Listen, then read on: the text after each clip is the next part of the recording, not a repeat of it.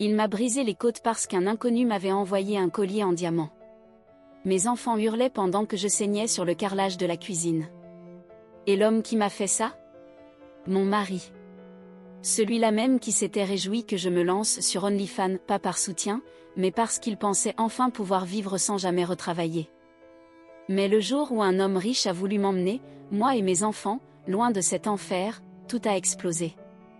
Il a ouvert la porte du frigo, a regardé l'étagère vide, puis l'a refermée avec une telle violence que les murs ont tremblé. Y a plus rien à bouffer, Jessica? A-t-il aboyé? Je n'ai pas répondu. J'étais trop occupée à faire avaler de la bouillie d'avoine diluée à notre bébé. Il a traversé le salon d'un pas lourd, là où nos deux garçons, un peu plus âgés, étaient assis par terre à regarder des dessins animés, imperturbables. Vous avez mangé, vous? Ils ont hoché la tête. Céréales sèches. Plus de lait depuis 3 jours. C'est là que j'ai pris ma décision. J'ai attendu qu'il s'écroule, ivre comme toujours, puis je suis allée dans notre chambre. Discrètement, j'ai sorti un vieux cahier froissé que je cachais sous une pile de linge. Dedans, j'avais noté des mots de passe, des idées, des recherches. OnlyFans. Je détestais cette idée. Ce n'était pas moi, ça. Pas mon genre. Mais on avait 3 mois de loyer de retard. La facture d'électricité arrivait dans 4 jours. Personne n'embauche une mère sans diplôme, sans CV, avec 3 enfants. Et surtout pas une femme mariée à un alcoolique violent au chômage depuis 2 ans. Cette nuit-là, j'ai publié ma première photo. Rien de provoquant. Un simple t-shirt moulant et les cheveux propres. Mais la réaction a été immédiate. Le lendemain matin, j'avais 117 € sur mon compte. Assez pour acheter à manger. Quand je l'ai dit à mon mari, je m'attendais à une crise. À un déchaînement. Mais non. Il a souri. Il était temps que tu serves à quelque chose, m'a-t-il lancé en allumant une clope. Aucune jalousie. Aucun malaise. Juste de la cupidité. C'est là que j'ai senti le déclic. Il ne me voyait plus comme sa femme. Même plus comme une personne. J'étais devenue un produit. Un moyen de faire de l'argent pour qu'il puisse rester affalé sur le canapé à boire. Mais j'ai continué. Parce que chaque euro allait à mes enfants. Pour les courses. Pour des vêtements. Des couches. Et petit à petit, la honte a commencé à disparaître. Je n'étais pas fière. Mais je survivais. 3 semaines plus tard, j'ai reçu un message d'un certain Carter. Pas comme les autres. Pas de demande de photo. Juste un pourboire de 500 € accompagné d'un simple message. Tu mérites mieux. Je n'ai pas répondu tout de suite. Mais les cadeaux ont commencé à arriver quand même. Une poussette neuve. Des jouets pour les garçons. Puis un collier à un vrai diamant, dans un écrin plus luxueux que notre appartement entier. Je l'ai caché. Mon mari ne devait surtout pas le voir. Mais il l'a vu. Et la nuit où il a découvert le collier, tout a basculé. Il se tenait dans l'encadrement de la porte, le coffret en velours à la main, comme s'il s'agissait d'une grenade dégoupillée. « C'est quoi, ce truc ?» a-t-il lancé, la voix déjà tendue. Je suis restée figée. Mon cœur battait à tout rompre, mais j'ai essayé de rester calme. C'est rien. Juste un abonné qui voulait être sympa. Mauvaise réponse. Il s'est avancé vers moi. Lentement d'abord, puis brusquement. Un abonné? Il a jeté le coffret contre le mur. Il a rebondi au sol avec un bruit sourd. Tu couches avec quelqu'un?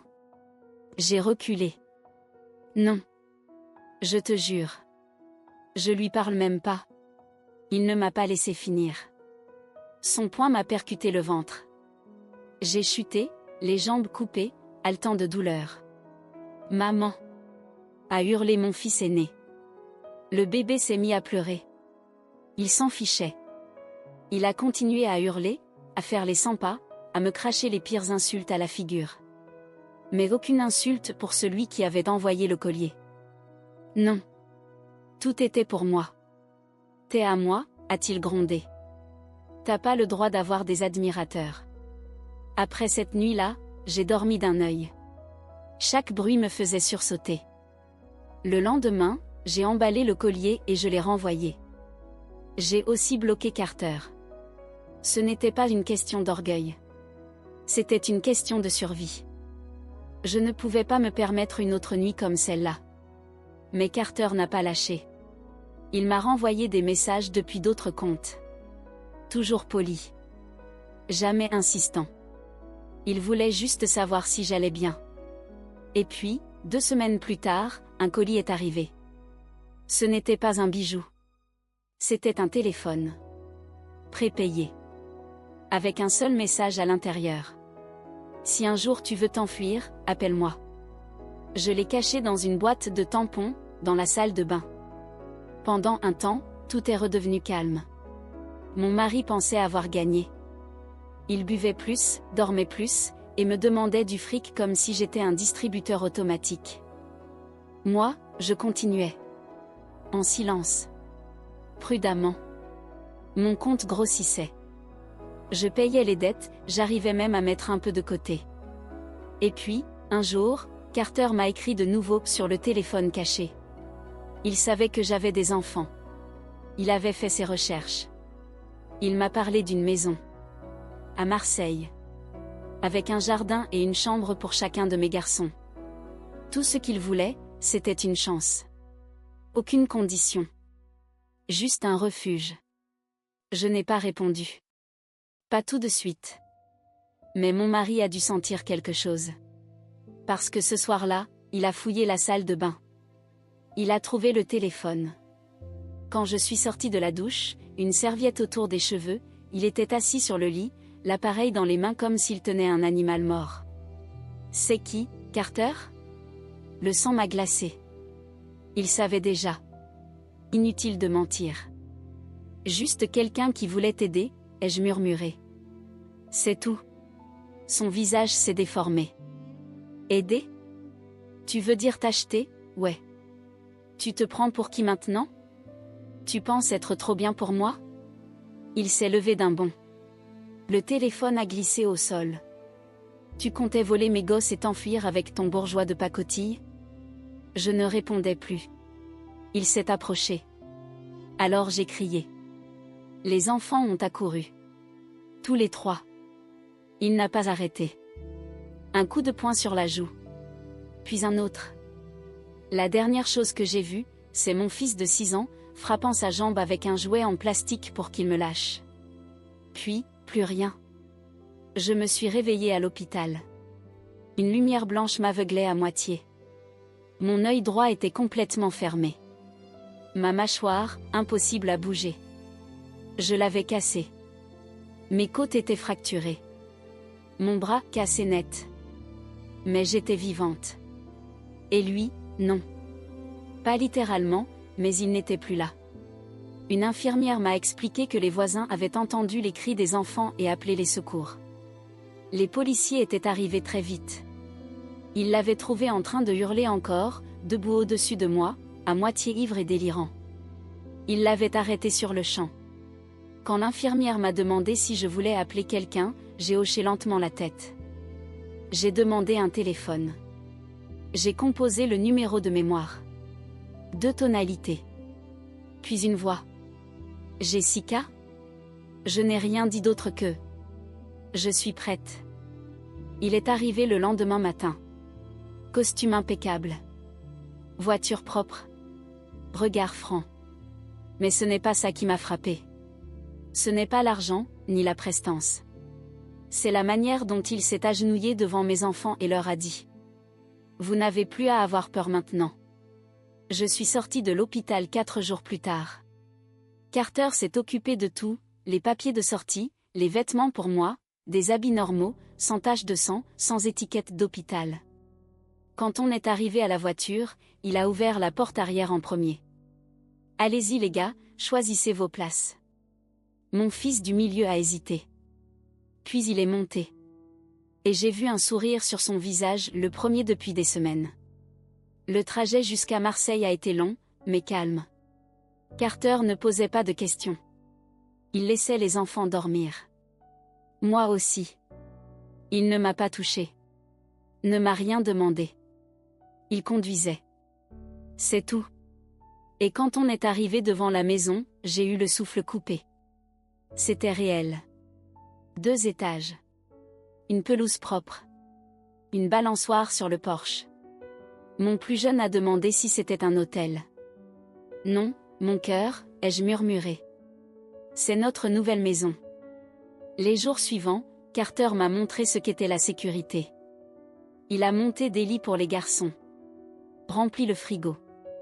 M'a aidé à inscrire les enfants à l'école. Il m'a même tendu une carte bancaire. Tu n'es pas obligé de t'en servir. C'est juste au cas où. Mais je ne voulais pas dépendre de lui éternellement. Une nuit, après que les enfants se soient endormis, je lui ai dit. J'arrête OnlyFans. Il m'a regardé avec attention. Parce que tu veux le faire? Ou parce que tu crois que j'attends ça de toi? Les deux, ai-je répondu honnêtement. Mais surtout parce que, je veux me sentir humaine à nouveau. Il a hoché la tête. Aucune trace de jugement. Alors c'est fini. Pas besoin d'en parler plus. Et c'était terminé. Juste comme ça. Mais la paix n'a pas duré. Une semaine plus tard, j'ai reçu une lettre. Cachet officiel. Adresse de la prison. C'était lui. Libellé à la main. Mal écrit. Des taches brunes dessus, café ou sang, je ne saurais jamais. Je l'ai ouverte. Quelques lignes à peine. Tu crois pouvoir m'échapper? M'enlever mes enfants? C'est pas fini. Je sortirai. Et quand je sortirai, je te retrouverai. Je suis restée figée à la table de la cuisine, la lettre tremblante entre mes doigts. Carter est entré, un sac de course à la main. Il s'est arrêté net en voyant mon visage. Qu'est-ce qu'il y a? Je n'ai pas répondu. J'ai simplement tendu la lettre. Il l'a lue une fois. Puis une deuxième, plus lentement. Sa mâchoire s'est crispée. Mais sa voix est restée calme. Il ne te touchera plus jamais. Pas tant que je respire. Cette nuit-là, Carter a fait installer des caméras autour de la maison. Il a changé les serrures. Fait venir un technicien pour mettre en place un système d'alarme avec un bouton d'alerte relié directement à la police. Il a même embauché une société de sécurité pour faire des rondes la nuit. Mais malgré tout, je ne dormais plus. Le moindre bruit dans la maison. Une voiture qui passait trop lentement dans la rue. Une porte qui craquait. Je sursautais. Et les enfants l'ont remarqué. Un soir, mon aîné m'a regardé droit dans les yeux. Maman, on est vraiment en sécurité ici? Je voulais dire oui. Mais les mots sont restés coincés dans ma gorge. Une semaine plus tard, j'ai reçu un appel. C'était le parquet. La procureure en charge du dossier. Elle m'a annoncé qu'il avait agressé un codétenu. Puis un surveillant. Il allait être inculpé pour violences aggravées. Sa peine pouvait être rallongée. Jusqu'à 10 ans. Peut-être plus. J'ai éclaté en larmes. Pas de peur, cette fois. De soulagement. À partir de ce moment-là, tout a commencé à changer. Je me suis inscrite à des cours du soir pour préparer le CAP Petite Enfance. Carter s'occupait des enfants pendant que je révisais. Il m'aidait même à faire mes devoirs quand j'étais dépassée. Il a appris à mon fils aîné à faire du vélo sans roulette. Les bleus sur mon corps ont disparu. Mais plus important encore, les blessures à l'intérieur ont commencé à se refermer. Un soir, alors que je faisais la vaisselle, Carter s'est approché doucement dans mon dos. Pas pour me toucher. Juste pour être là. Jessica, a-t-il dit doucement. Tu ne me dois rien. Mais, si un jour tu voulais plus que la sécurité, je serais honorée. Je ne me suis pas retournée. J'ai juste murmuré. Je veux. On n'a rien précipité. Pas de grandes déclarations. Pas de baisers passionnés. Juste des matins calmes avec du café. Nos mains qui se frôlaient pendant qu'on déposait les enfants à l'école. Lui qui me repoussait une mèche de cheveux quand je paniquais sur mes cours. Les enfants, eux, se sont attachés encore plus vite. Mon petit dernier l'appelait Carcar. Mon fils du milieu lui a demandé s'il pouvait venir à la journée des papas à l'école. J'avais peur de lui demander. Mais quand je l'ai fait, il a répondu sans hésiter. J'adorerais. 6 mois plus tard, j'ai passé mon examen. Quand on m'a remis le certificat de réussite, j'ai éclaté en sanglots. Et Carter était là, avec les 3 garçons, tenant une pancarte faite à la main où on lisait « On est fiers de toi, maman ». Ce soir-là, je l'ai embrassé. Pour de vrai. Pour la première fois.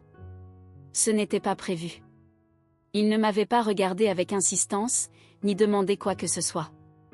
Je l'ai juste regardé, et j'ai su.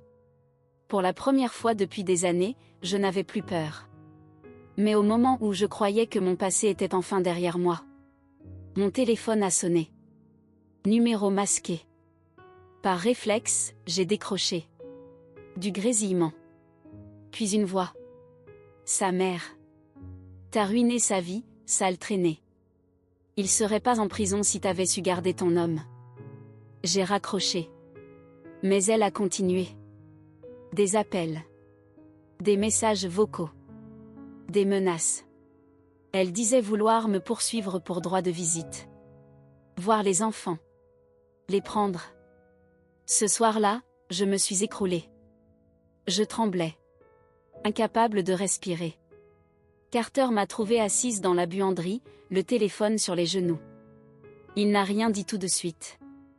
Il s'est juste assis à côté de moi. Puis, au bout d'une minute, il a murmuré. « Laisse-moi officialiser tout ça. Laisse-moi te protéger pour de vrai. » Je l'ai regardé, les larmes aux yeux. « Qu'est-ce que tu veux dire ? » « Épouse-moi, Jessica. Pas parce que tu as besoin de sécurité. Mais parce que tu mérites enfin la paix. » Je n'ai pas répondu tout de suite. Pas parce que je doutais. Mais parce que je n'avais jamais imaginé qu'un jour, quelqu'un pourrait m'aimer sans condition.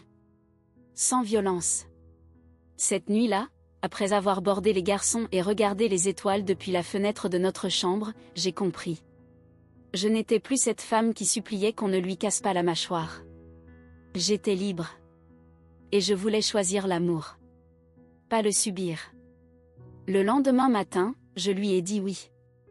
On n'a pas fait de grand mariage. Juste la mairie, 2 témoins, et mes enfants habillés avec des chemises toutes simples.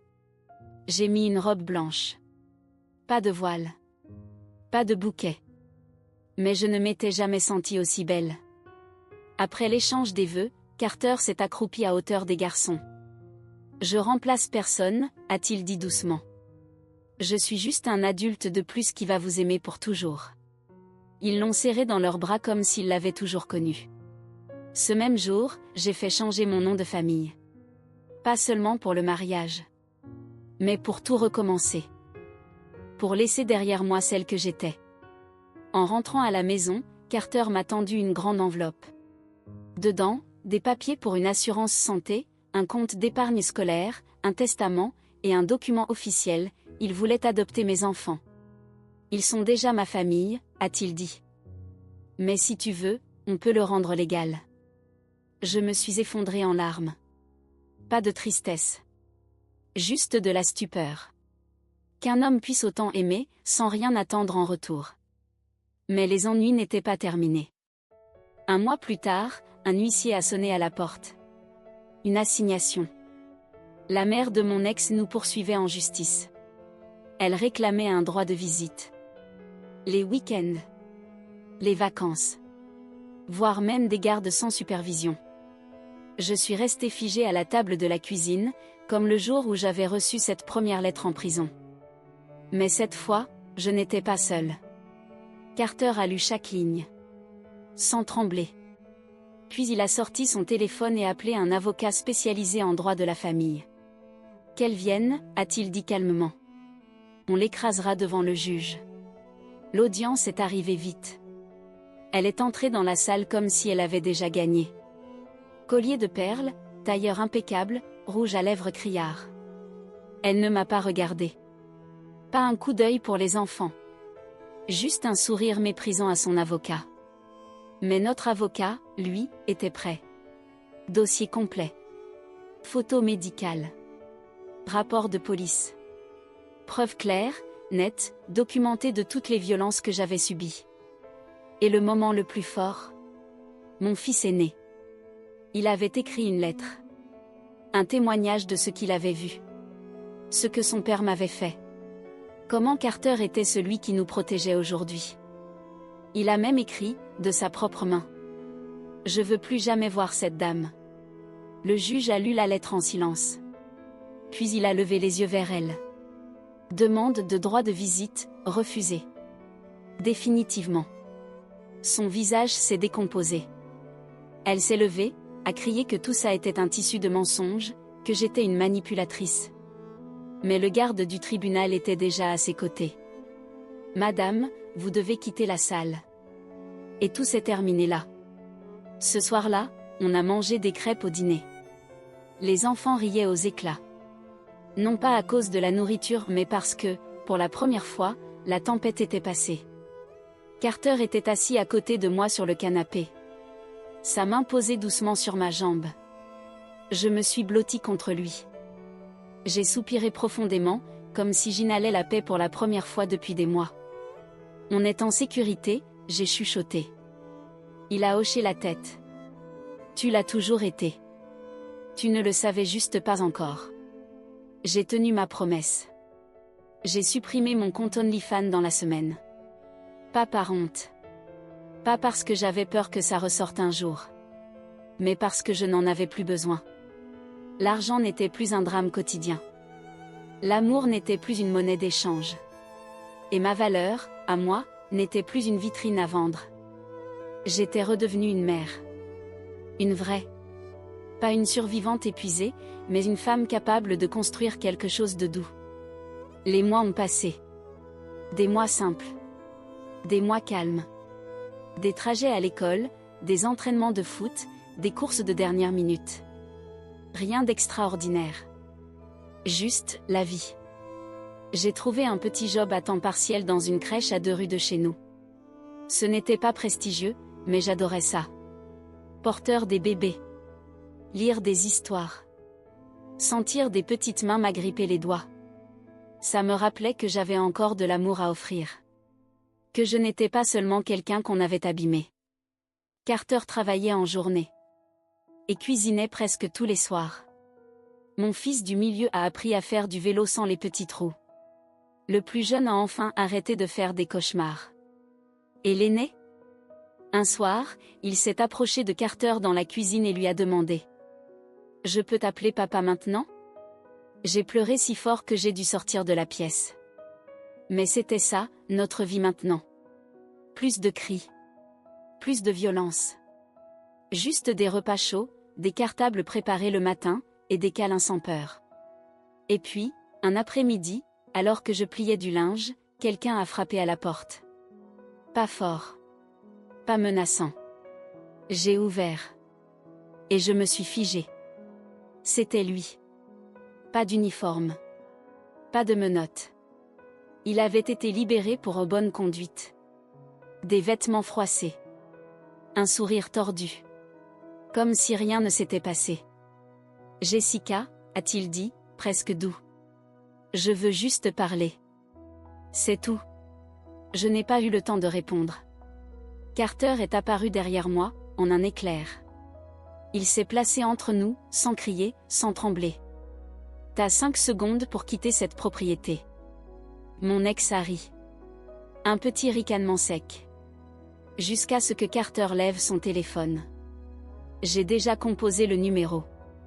Un pas de plus, et la police vient finir ce qu'elle a commencé. Le visage de mon ex s'est contracté. Il a marmonné quelque chose. Puis il a tourné les talons. Nous avons déposé une demande d'ordonnance d'éloignement dans l'heure qui a suivi. L'ordonnance d'éloignement a été approuvée en moins de 72 heures. Le juge n'a pas hésité.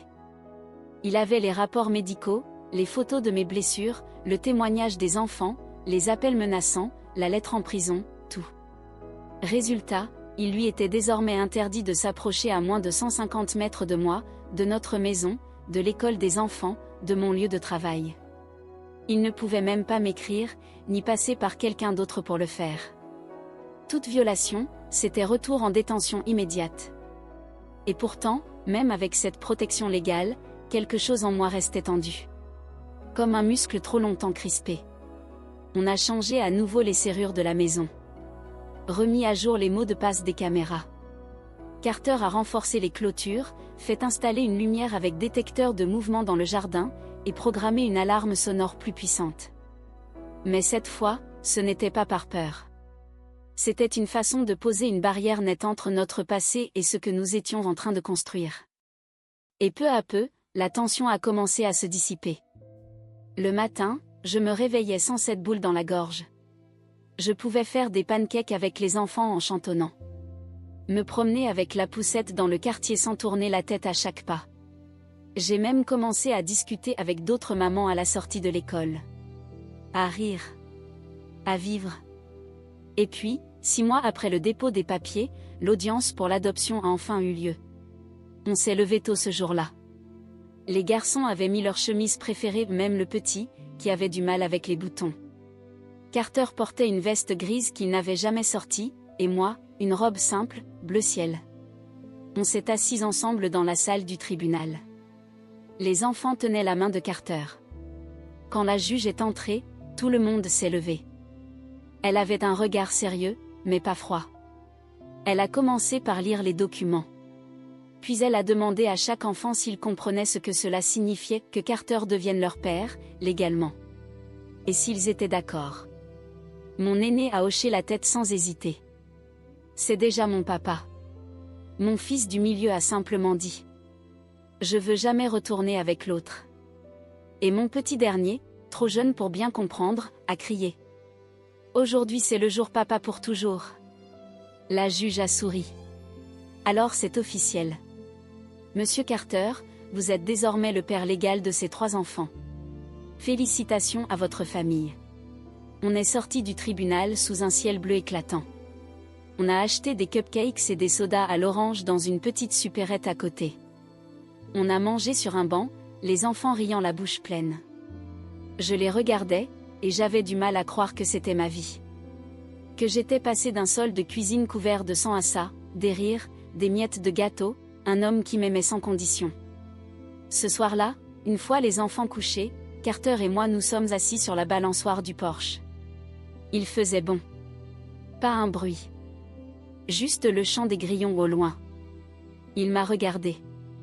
Pas avec insistance, pas pour exiger quoi que ce soit. Juste, pour être là. Tu y repenses parfois ? M'a-t-il demandé. J'ai pris une grande inspiration. Oui. Mais c'est comme si j'avais regardé une autre femme souffrir. Ce n'est plus moi. Plus vraiment. Il a passé un bras autour de mes épaules. Tu ne lui dois plus rien, à cette femme-là. Elle a survécu. Maintenant, tu as le droit de vivre. J'ai hoché la tête. J'ai regardé la maison, les jouets dans le jardin, les rideaux tirés derrière les fenêtres. Et pour la première fois depuis que tout avait commencé, j'ai cru à l'avenir. Un avenir sans peur. Sans blessure. Sans chaîne. Les semaines qui ont suivi furent douces. Pas spectaculaires, pas parfaites, mais vraies. Pleines de ces petits riens que les autres prennent pour acquis, mais qui, pour moi, étaient devenus des trésors. Préparer les tartines des enfants sans avoir à jeter un œil derrière moi, sortir les poubelles sans le cœur qui tape, poser la tête sur l'oreiller sans guetter le moindre bruit suspect. J'étais enfin devenue cette femme que je voyais de loin chez les autres. Celle qui rit dans une file de supermarché. Celle qui discute de la rentrée scolaire avec les maîtresses. Celle qui se maquille juste parce qu'elle en a envie, pas pour cacher des bleus. Et Carter. Carter n'a jamais changé. Toujours présent, toujours discret. Il ne s'imposait jamais, ne parlait pas de ce qu'il avait fait pour nous. Il le faisait, c'est tout. Il prenait sa place sans jamais l'arracher. Un soir, en rangeant le linge des garçons, j'ai retrouvé dans une vieille boîte au fond du placard un carnet. Mon vieux cahier, celui avec les mots de passe et les idées du début. Je l'ai ouvert. Les premières pages étaient froissées, certaines tachées de larmes, d'autres avec des calculs griffonnés à la hâte. Si je gagne 20 € par photo, il me faut 10 photos pour payer EDF. Je l'ai feuilleté en silence, le cœur serré. Puis j'ai pris une paire de ciseaux et j'ai tout découpé en petits morceaux. Je les ai jetés dans la cheminée. J'ai regardé les cendres noircir. Et j'ai senti que je tournais une page, pour de bon. Mais la vie n'est jamais une ligne droite. Un matin, en déposant les enfants à l'école, l'une des mamans est venue me voir. Elle avait l'air mal à l'aise. Jessica, tu me connais pas très bien, mais j'ai entendu un truc. Une autre mère parle de toi. Elle dit qu'elle a vu des trucs sur Internet, des photos. Qu'elle va prévenir la direction de l'école. Mon estomac s'est noué. Je pensais que tout était derrière moi. J'ai souri faussement, hoché la tête, puis je suis rentrée à la maison, le cœur au bord des lèvres. J'ai expliqué tout à Carter. Tout. Mes doutes. Ma honte. Ma peur que les gens me voient à travers ce que j'avais fait, pas ce que j'étais devenue. Il m'a écouté en silence. Puis il a pris ma main. T'as fait ce que t'as dû faire pour survivre. Tu ne dois aucune explication à qui que ce soit. Et si quelqu'un essaie de salir ton nom, c'est moi qui l'affronte. Le lendemain, on a pris rendez-vous avec la directrice de l'école. On a tout dit, franchement. Mon passé. Mon présent. Mes regrets. Ma dignité. Elle a écouté. Longtemps. Puis elle a dit une phrase que je n'oublierai jamais. Ce qui compte ici, c'est que vos enfants sont aimés, en sécurité, et qu'ils viennent à l'école avec le sourire. Le reste ne nous regarde pas. Et cette fois, c'est de gratitude que j'ai pleuré. J'ai compris ce jour-là que le pardon, ce n'est pas ce que les autres nous accordent. C'est ce qu'on se donne à soi-même. Et moi, enfin, je me le donnais. L'été est arrivé doucement, avec ses volets entr'ouverts, ses matins sans réveil, et les rires des enfants qui résonnaient jusque dans la rue. Notre maison sentait la confiture, la crème solaire, et les draps qui sèchent au soleil. On n'était pas riches. Pas de vacances à la mer, pas de grandes escapades. Mais on avait le jardin, une vieille piscine gonflable, des jeux de société, et surtout, la paix. Un soir, après avoir couché les enfants, je suis sortie sur le porche, pieds nus, avec 2 tasses de tisane. Carter m'attendait déjà sur la balançoire, un livre sur les genoux. Je me suis assise contre lui. On ne parlait pas beaucoup, le soir. Ce silence-là, ce n'était pas du vide. C'était de la tranquillité. Il m'a regardé et m'a dit, d'un ton presque surpris.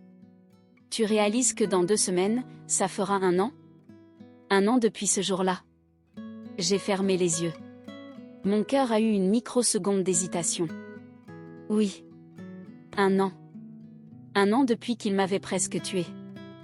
1 an depuis que les enfants avaient hurlé en me voyant à terre. 1 an depuis que j'avais tendu le téléphone à un inconnu devenu notre sauveur. Je me suis retournée vers Carter. Ce n'est plus un souvenir. C'est une autre vie. Il a souri. Alors c'est peut-être le moment de fêter la nouvelle. Et on l'a fait. Pas avec des cotillons. Pas avec du champagne.